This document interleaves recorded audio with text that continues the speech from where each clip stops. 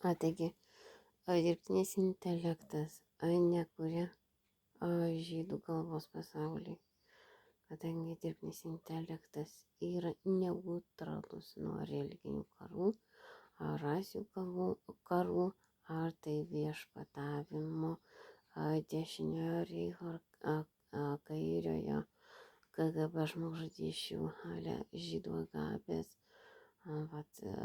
Dirbtinis intelektas ekonomiškai vadinamas efektyviu, o ne ekonomiškai apiplėšiančiu kolūkiu. Tad 11 iš esmės esantis žmogaus konstruktyvus dievo pažinimas kaip futurizmas plius Naujasis testamentas. Ir mes suprantam futurizmą aiškiau kaip autofagiją medicinoje ir vienuolyną Tibeto, tai yra maisto, reiškia dietas. Tame iš tikrųjų yra konstruktyvus supratimas dirbtinio intelekto ir ne jokiais dievais jisai nesivadinantis.